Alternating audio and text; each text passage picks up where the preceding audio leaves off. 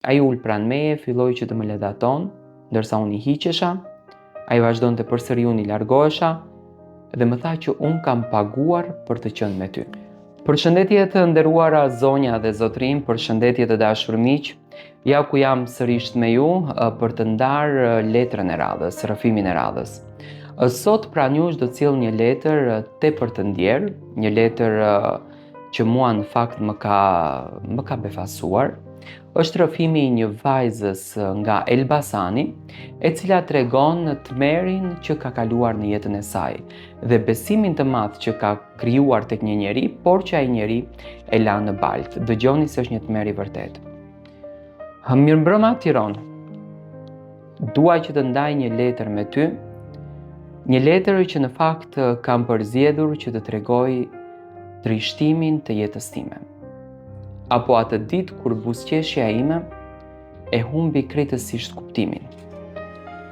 Jam një vajzë nga Elbasani, punoj në një call center.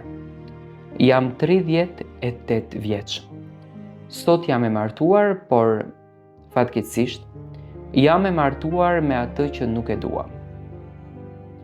Jeta ime dikur ishte si një dhuratë. Isha njeriu më e lumtur në botë. Kënaqja, këndoja, festoja, shijoja momentet e bukura të jetës. Shijoja kënaqësitë me shoqërinë time. Por me të mbaruar shkollën e mesme, në studime, teksa vendosa që studimet t'i mbaroj në Tiranë, takova një djalë I cili ndryshoi krejtësisht jetën time. Ishte një burr, ishte I të 50-ave, kishte familje, kishte grua, kishte fëmijë dhe rastësisht u takuam tek hyrja e universitetit.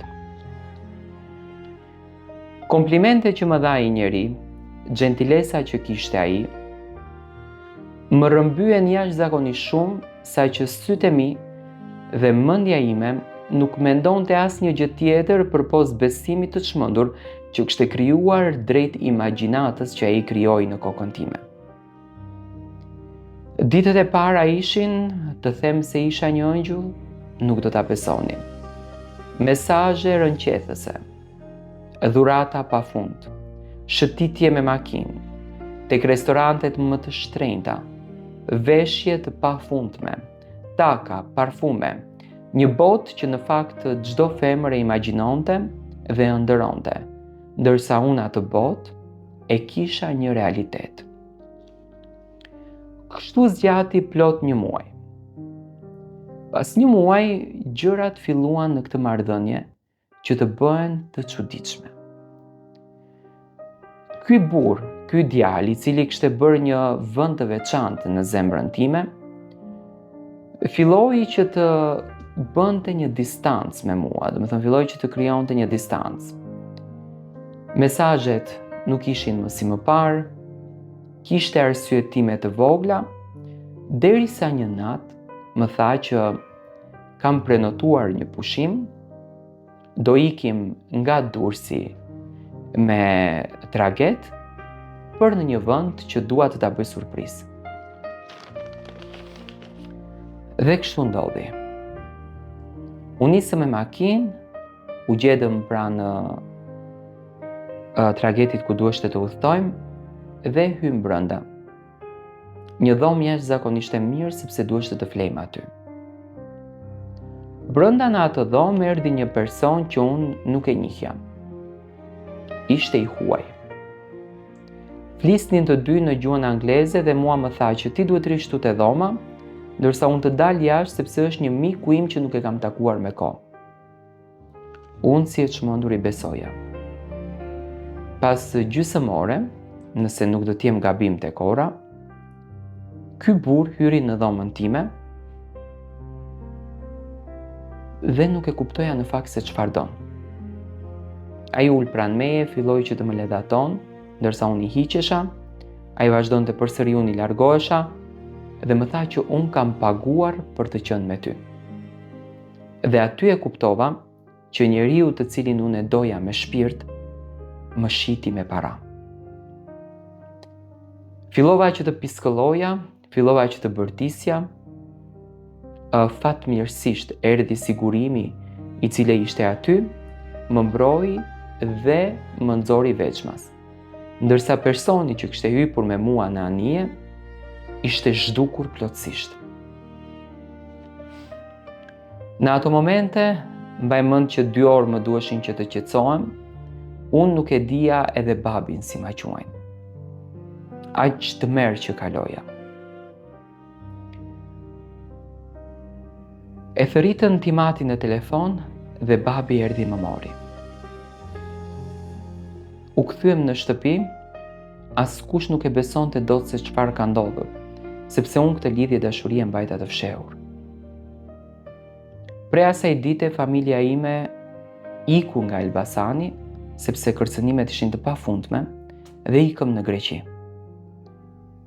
Në Greqi u njoha me një zotëri tjetër, një djalë, 7 vite më i madh se unë. Por duheshte me patjetër që të fejohem dhe të martohem, sepse historia ime ishte jashtëzakonisht e tmerrshme.